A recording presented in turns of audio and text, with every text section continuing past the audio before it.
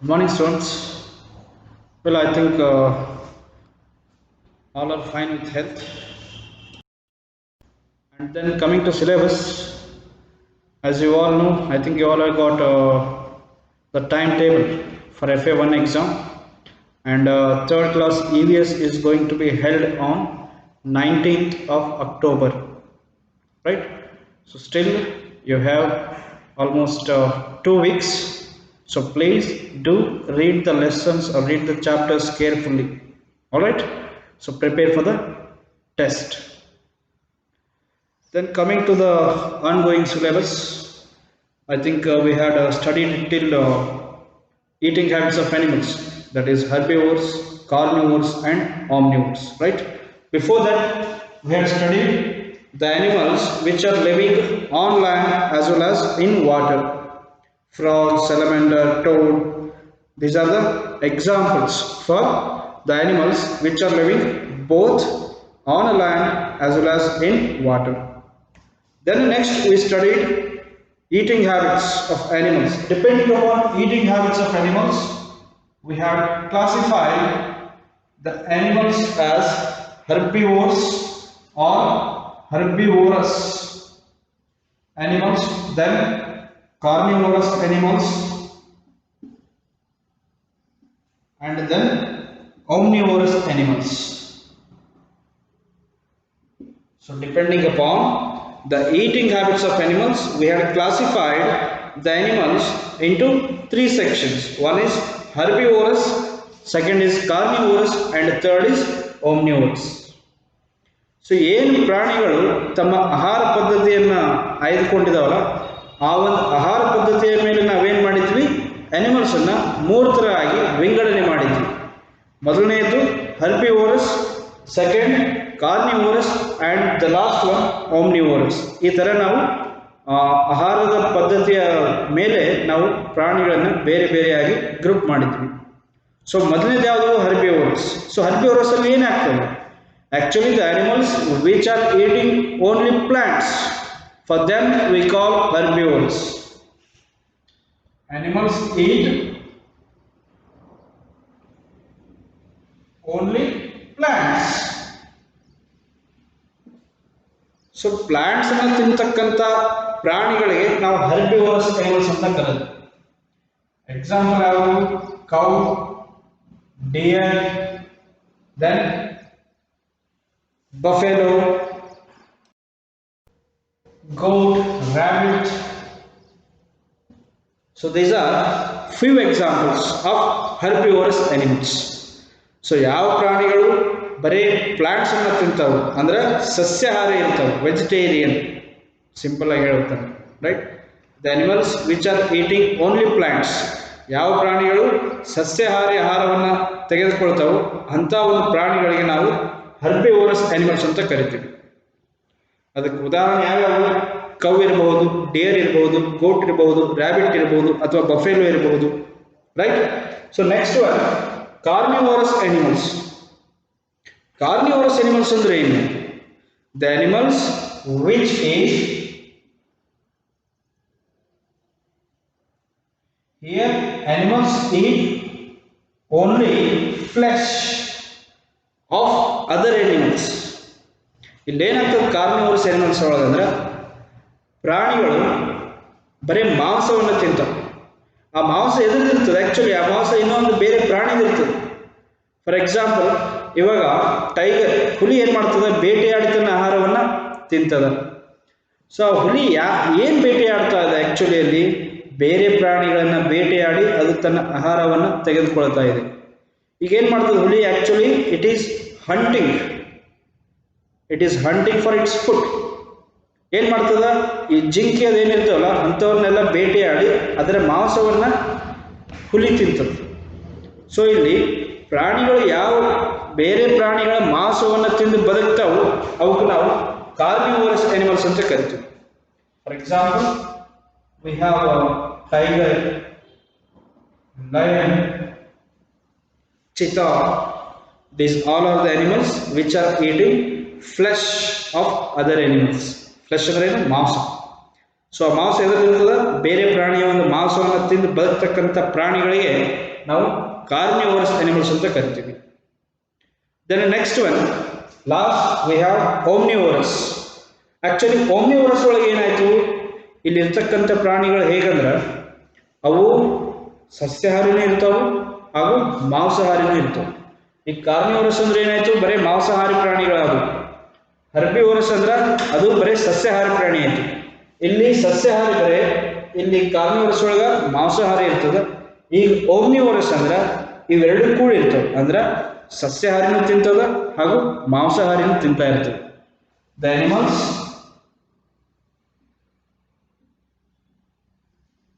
eat both plants and flesh of other animals. So ಏನಾಗ್ತದೆ, ಓಮ್ನಿವೋರಸ್ ಅಂದ್ರೆ ಇಲ್ಲಿರ್ತಕ್ಕಂಥ ಪ್ರಾಣಿಗಳು ಸಸ್ಯಾಹಾರಿನೂ ತಿಂತಾ ಇರ್ತದೆ ಹಾಗೂ ಮಾಂಸಾಹಾರಿನೂ ತಿಂತಾ ಇರ್ತದೆ. Means the animals in this omnivorous category are going to eat plants as well as the flesh of other animals. So ಇಲ್ಲಿ ಸಸ್ಯಾಹಾರನೇ ಇರ್ತದ, ಮಾಂಸಾಹಾರನೇ ಇರ್ತದ. ಅಂಥ ಪ್ರಾಣಿಗಳು ಯಾವ? ಫಾರ್ ಎಕ್ಸಾಂಪಲ್ ನಾವೇ ಮನುಷ್ಯರು ಮೊದಲಿಗೆ, ಹೌದಾ ಇಲ್ಲ? ಫಸ್ಟ್ ಆಫ್ ಆಲ್ ಮ್ಯಾನ್, ನಾವು ಪ್ಲಾಂಟ್ಸ್ನು ತಿಂತೀವಿ ಹಾಗೂ ಫ್ಲೆಶ್ ಆಫ್ ಅನಿಮಲ್ಸ್ನು ತಿಂತೀವಿ. So man, then we have dog, we have cat, right, and crow also, ಕಾಗೆ. So these are few examples of omnivores. Till this we had studied in the previous class, right? Now we will be studying about endangered animals. Endangered animals.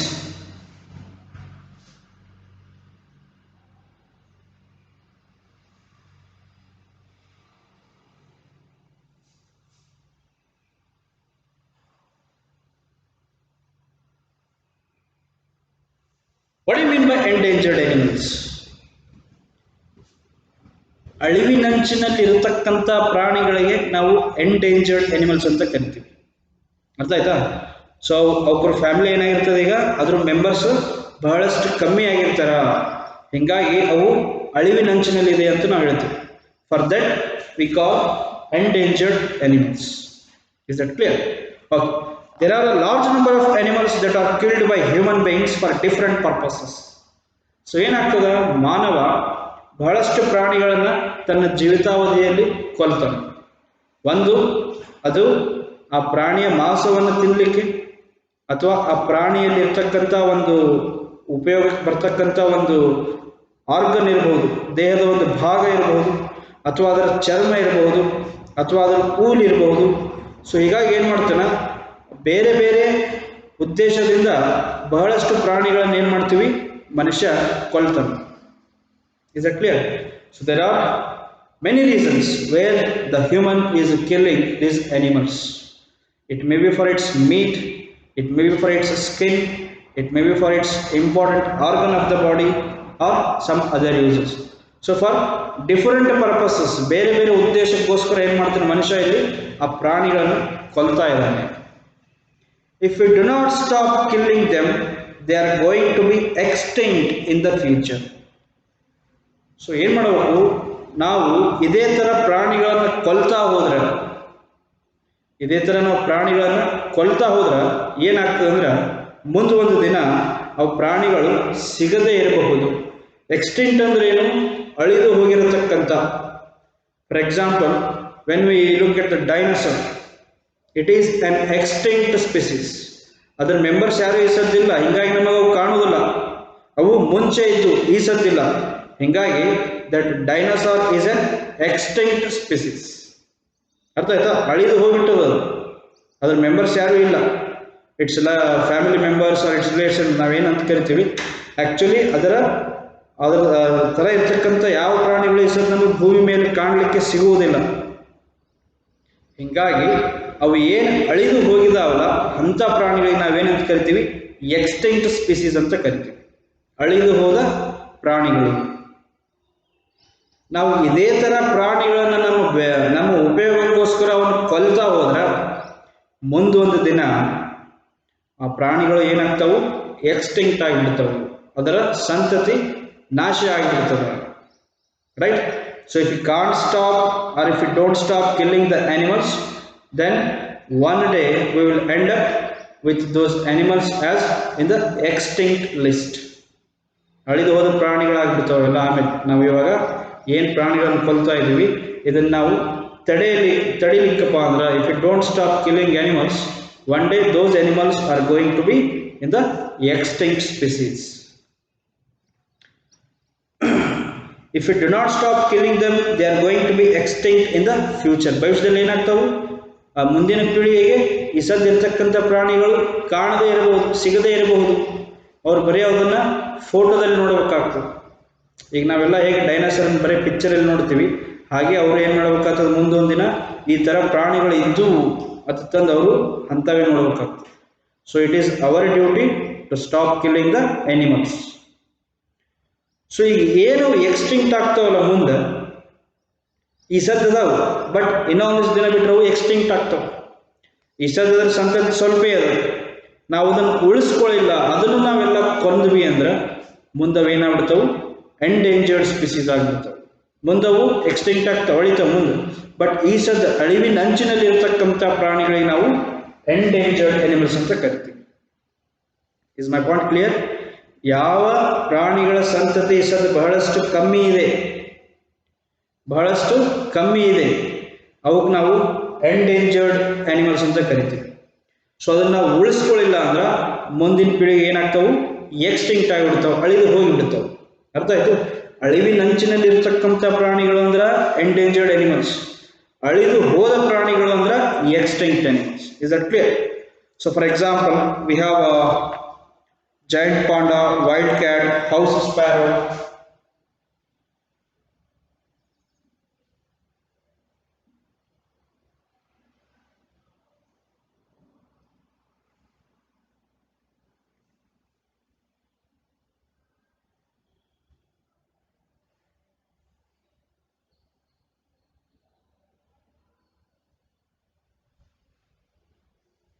So ಈಗೇನು ನಾವು ಇಲ್ಲಿ ಒಂದಿಷ್ಟು ಹೆಸರು ಬರೆದಿದ್ದೀವಿ, ಅವು ಪ್ರಾಣಿಗಳ ಹೆಸರು. Giant panda, panda ಅಂದರೆ ಯಾವುದೋ ಅನ್ನೋದಲ್ಲಿ ಒಂದು ಡೈಗ್ರಾಮ್ ಕೊಟ್ಟಿದ್ದಾರೆ, ಕಾಣ್ತದ? ಅವೇ ಪಾಂಡಾ ಅನ್ನೋ ಒಂದು ಪ್ರಾಣಿ. ದೆನ್ ವೈಲ್ಡ್ ಕ್ಯಾಟ್, ಕಾಡು ಬೆಕ್ಕು ಅಂತ ಕರಿತೀವಿ. ಆಮೇಲೆ ಹೌಸ್ ಸ್ಪ್ಯಾರೋ ಅಂದರೆ ಗುಬ್ಬಚ್ಚೆ ಅಂತ ಏನು ನಾವು ಕರಿತೀವಿ. ಅವೆಲ್ಲ ಈಗ ಎಂಡೇಂಜರ್ಡ್ ಸ್ಪೀಸೀಸ್ ಆಗಿಬಿಟ್ಟವು. ಅಂದ್ರೆ ಅದರ ಸಂತತಿ ಬಹಳಷ್ಟು ಕುಗ್ಗಿ ಹೋಗಿದೆ, ಸಂತತಿ ಏನಾಗಿದೆ ಬಹಳಷ್ಟು ಕಡಿಮೆ ಆಗಿದೆ. ಸ್ಪ್ಯಾರೋ ಪಾಪ್ಯುಲೇಷನ್ ಈಗ ಬಹಳಷ್ಟು ಕಮ್ಮಿ ಆಗಿದೆ.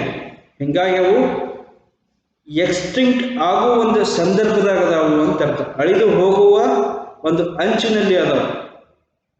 ಅದಕ್ಕೆ these are classified as are these are noticed as the endangered animals. Is that clear? So endangered animals ಅಂದ್ರೆ ಅರ್ಥ ಆಯ್ತಾ? ಯಾವ ಪ್ರಾಣಿಗಳ ಸಂತತಿ ಅಳಿವಿನಂಚಿನಲ್ಲಿದ್ದಾವೆ ಅಂದ್ರೆ ಅಳಿದು ಹೋಗೋಕ್ಕಿಂತ ಮುಂಚೆ ಏನು ಲಾಸ್ಟ್ ಸ್ಟೇಜ್ ಇರ್ತದಲ್ಲ, ಅದಕ್ಕೆ ನಾವು ಅಳಿವಿನಂಚಿನಲ್ಲಿರುವ ಅಂತ ಕರಿತೀವಿ. ಸೊ ಅಲ್ಲಿ ಅಳಿವಿನಂಚಿನಲ್ಲಿರ್ತಕ್ಕಂಥ ಪ್ರಾಣಿಗಳು ಯಾವುವು ಅಂದ್ರೆ giant panda, wild cat, house sparrow, ಆಮೇಲೆ ಲೆಪರ್ಡ್, ಬಾಲ್ಡ್ ಈಗಲ್ ಎಟ್ಸೆಟ್ರಾ. ಇವೆಲ್ಲ ಏನಾಗ್ಯಾವು, ಇನ್ನೇನು ಅಳಿದು ಹೋಗುವ ಒಂದು ಸ್ಟೇಜ್ದಲ್ಲಿದಾವೆ. ಸೊ ನಾವೇನು ಮಾಡಬೇಕು, we have to stop killing the animals. ನಾವು ಪ್ರಾಣಿಗಳನ್ನು ಕೊಲ್ಲುವುದನ್ನು ಬಿಡಬೇಕು. So endangered and artha aithu, endangered animals. Okay. Then the next we have saving animals. ಏನು ಮಾಡಬೇಕು, we have to save the animals.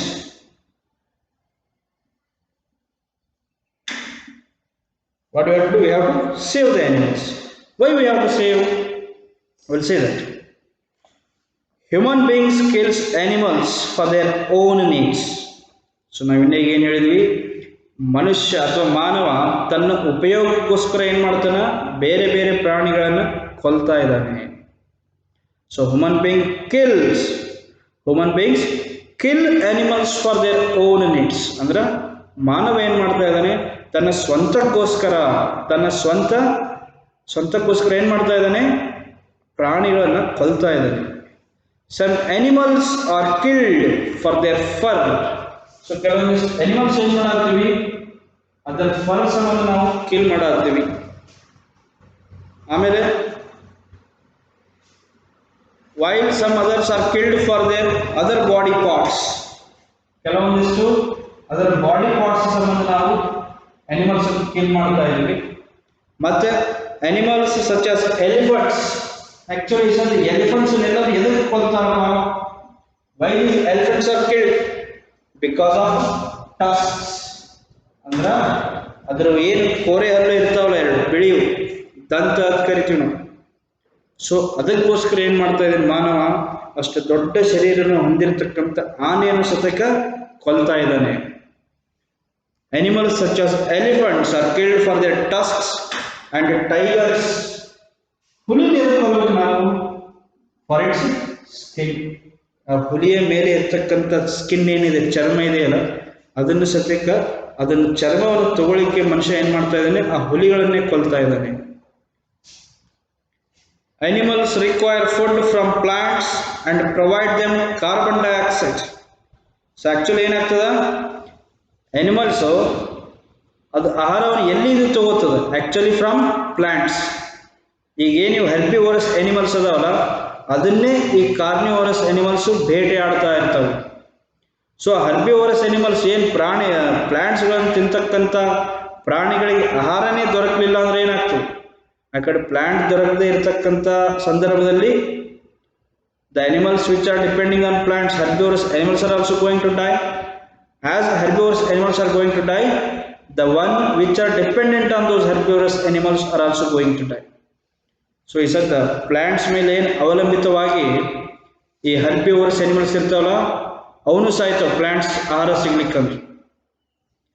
ಈ ಸಸ್ಯಾಹಾರಿ ಇರ್ತಕ್ಕಂಥ ಪ್ರಾಣಿಗಳ ಸತ್ತಿಂದ ಅಲ್ಲಿ ಮಾಂಸಾಹಾರಿ ಪ್ರಾಣಿಗಳಿಗೆ ಆಹಾರನೇ ಸಿಗೋದಿಲ್ಲ, ಹೀಗಾಗಿ ಅವು ಸಾಯ್ತವೆ. ಹೀಗೆ ಮಾಡೋದ್ರಿಂದ ಏನಾಗ್ತದೆ, ಈ ಭೂಮಿಯ ಮೇಲೆ ಸಂತತಿ ಎಲ್ಲ ಅಳಿದು ಹೋಗಿಬಿಡುತ್ತೆ. Animals require food from plants and provide them carbon dioxide to make their own food by the process of photosynthesis. So ಏನು ಮಾಡ್ತದೆ ಅನಿಮಲ್ಸು, ಆ ಪ್ಲ್ಯಾಂಟ್ಸ್ದಿಂದ ಆಹಾರವನ್ನು ತೆಗೆದುಕೊಳ್ತದೆ, ತನ್ನಲ್ಲಿರ್ತಕ್ಕಂಥ ಕಾರ್ಬನ್ ಡೈಆಕ್ಸೈಡನ್ನು ಹೊಳ್ಳಿ ಆ ಪ್ಲ್ಯಾಂಟ್ಸಿಗೆ ಬಿಡ್ತದೆ. ಫೋಟೋಸಿಂಥಸಿಸ್ ಅಂದ್ರೆ ಏನು? ಸೂರ್ಯನ ಬೆಳಕನ್ನು ಅಥವಾ ಸೂರ್ಯನ ಕಿರಣಗಳನ್ನು ಉಪಯೋಗ ಮಾಡಿಕೊಂಡು ಪ್ಲ್ಯಾಂಟ್ ಏನು ಮಾಡ್ತದೆ, ತನ್ನಲ್ಲಿ ತಾನೇ ಆಹಾರವನ್ನು ತಯಾರು ಮಾಡ್ತದೆ. ಆಹಾರ ತಯಾರು ಮಾಡಿಂದ ಅದು ಆಕ್ಸಿಜನ್ ಏನು ಸದ್ ನಮಗೆಲ್ಲರಿಗೆ ಅವಶ್ಯಕತೆ ಇರತಕ್ಕಂಥ ಆಕ್ಸಿಜನನ್ನು ಪರಿಸರಕ್ಕದು ರಿಲೀಸ್ ಮಾಡ್ತದೆ, ರೈಟ್? ಸೊ ಏನು ಮಾಡ್ತದೆ, animals are eating those plants. Animals ಏನು ಮಾಡ್ತು, ಆ ಪ್ಲ್ಯಾಂಟ್ಸನ್ನು ಆಹಾರವಾಗಿ ತಿಂತು ಹೊಳ್ಳಿ ಅನಿಮಲ್ ತನ್ನಲ್ಲಿ ಇರ್ತಕ್ಕಂಥ ಕಾರ್ಬನ್ ಡೈಆಕ್ಸೈಡನ್ನು ಹೊಳ್ಳಿ ಅದಕ್ಕೆ ಬಿಡ್ತದೆ. ಪ್ಲ್ಯಾಂಟ್ಸ್ ಏನು ಮಾಡ್ತದೆ, ಆ ಕಾರ್ಬನ್ ಡೈಆಕ್ಸೈಡನ್ನು ತಗೊಂಡು ಸೂರ್ಯನ ಬೆಳಕಿನಲ್ಲಿ ಆಹಾರವನ್ನು ತಯಾರು ಮಾಡ್ತದೆ. So if we kill animals then it would not be good for the plants. So ನಾವಿಲ್ಲಿ ಪ್ರಾಣಿಗಳನ್ನು ಕೊಲ್ತಾ ಹೋದ್ರೆ ಆ ಪ್ರಾಣಿಗಳಿಂದ ಬರ್ತಕ್ಕಂಥ ಕಾರ್ಬನ್ ಡೈಆಕ್ಸೈಡು ಪ್ಲ್ಯಾಂಟ್ಸಿಗೆ ಸಿಗೋದಿಲ್ಲ. ಹೀಗಾಗಿ ಏನಾಗ್ತದೆ, ನಾವು ಪ್ರಾಣಿಗಳನ್ನು ಕೊಲ್ಲುವುದರಿಂದ ಇವನ್ ಪ್ಲ್ಯಾಂಟ್ಸಿಗೆ ಸದ್ಯಕ್ಕೆ ಅಫೆಕ್ಟ್ ಆಗ್ತದೆ. ಏನು ಗಿಡ ಮರಗಳಿದಾವಲ್ಲ ಅವಕ್ಕೆ ಸದ್ಯಕ್ಕೆ ಪರಿಣಾಮ ಬೀರ್ತದೆ ನಾವು ಇದೇ ರೀತಿ ಪ್ರಾಣಿಗಳನ್ನು ಕೊಲ್ತಾ ಹೋದರೆ. ಇದಕ್ಕೆ ಆ ಪ್ರಾಣಿಗಳಿಂದ ಕಾರ್ಬನ್ ಡೈಆಕ್ಸೈಡ್ ಆ ಪ್ಲ್ಯಾಂಟ್ಸ್ ಅಥವಾ ಆ ಟ್ರೀಸ್ ಏನು ಮಾಡತ್ತದ, ಅಬ್ಸಾರ್ಬ್ ಮಾಡತ್ತದ, right? So we should we should save animals to maintain the ecological balance of nature. So ಈ ಉದ್ದೇಶದಿಂದ ಏನು ಮಾಡಬೇಕಾಗ್ತದೆ, ನಾವು ಮಾನವರು ಈ ಒಂದು ಪರಿಸರದಲ್ಲಿ ಇರ್ತಕ್ಕಂಥ ಎಲ್ಲ ಪ್ರಾಣಿ ಇರ್ಬೋದು, ಪಕ್ಷಿ ಇರ್ಬೋದು, ಹಾಗೂ ಗಿಡ ಮರಗಳಿರ್ಬೋದು, ಅದರ ಬ್ಯಾಲೆನ್ಸ್ ತಪ್ಪಿಬಿಡುತ್ತದೆ ನಾವು ಪ್ರಾಣಿಗಳನ್ನು ಕೊಲ್ತಾ ಹೋದರೆ.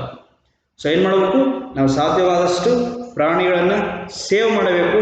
ಅದರಿಂದ ಈ ಪರಿಸರದಲ್ಲಿ ಬ್ಯಾಲೆನ್ಸ್ ಅಂದ್ರೆ ಸರಿಯಾಗಿ ಎಲ್ಲ ಒಂದರ ಮೇಲೆ ಒಂದು ಡಿಪೆಂಡ್ ಇರೋ ಕಾರಣಕ್ಕೆ ಕರೆಕ್ಟಾಗಿ ಎಲ್ಲ ನಡ್ಕೊಂಡು ಹೋಗ್ತದೆ. So we should save animals because animals are dependent in plants and plants are dependent on animals. We human beings are also dependent on plants and even on animals. So ಇಲ್ಲಿ ಇದೇನು chain ಇರ್ತದ ಅದರೊಳಗೆ ಯಾವುದೇ ಒಂದಕ್ಕೆ affect ಆದರೂ ಇಡೀ ಭೂಮಂಡಲದಲ್ಲಿ ಇರ್ತಕ್ಕಂಥ ಜೀವಿಗಳಿಗೆ ಏನಾಗ್ತದೆ, ನಾಶ ಆಗ್ತದೆ. ಸೊ ಏನು ಮಾಡ್ಬೇಕು, ನಾವು ಪರಿಸರದಲ್ಲಿ ಎಲ್ಲರನ್ನು ಮೇಂಟೈನ್ ಮಾಡ್ಕೊಂಡು ಹೋಗಬೇಕು. Is it clear? So I think it's enough for today and this chapter is also over. right? So what we have seen? We have seen today what we had seen in the previous class, that is we revised herbivorous animals, carnivorous animals and omnivorous animals. Apart from that, we have seen what is endangered animals, means the animals which are about to extinct, ಇನ್ನೇನವು ಅಳಿದು ಹೋಗ್ತಾ ಇದೆ ಅದರ ಸಂತತಿ, ಇನ್ನೇನು ಅಳಿದು ಹೋಗ್ತಾ ಇರತಕ್ಕಂಥ ಪ್ರಾಣಿಗಳ ಸಂತತಿಗೆ ನಾವು endangered animals ಅಂತ ಕರಿತೀವಿ. ಅದರೊಳಗೆ ಜೈಂಟ್ ಪಾಂಡಾ ಒಂದು, ವೈಲ್ಡ್ ಕ್ಯಾಟ್ ಒಂದು, ಆಮೇಲೆ ಹೌಸ್ ಸ್ಪ್ಯಾರೋ ಒಂದು. ಅವು ಬಿಟ್ಟು ಮತ್ತೆ ಇನ್ನೂ ಒಂದಿಷ್ಟು ಹಲವಾರು ಪ್ರಾಣಿಗಳದವು. ಸೊ ಏನು ಮಾಡೋಕೆ ನಾವು ಅವುಗಳ ಸಂತತಿ ನಾಶವಾಗದೇ ಇರಲಿ ಅಂದ್ರೆ ಅವನ್ನ ನಾವು ಸೇವ್ ಮಾಡುವ ಪ್ರಯತ್ನ ಮಾಡೋದು. That is about endangered animals. Then next, at last we have seen saving animals. Why we have to save animals? Because human beings is killing so many animals for different purposes. Is that clear? So this is the end of chapter number 5, animals around us. So this exercise you will be getting in the next class PDF. And I would like to remember another again, you are having your FA1 exam on 19th of this month. So I request every one of you to please keep reading, right? Read textbook, read exercise and prepare. All right? So take care of your health, stay home, stay safe. See you in the next class. Thank you.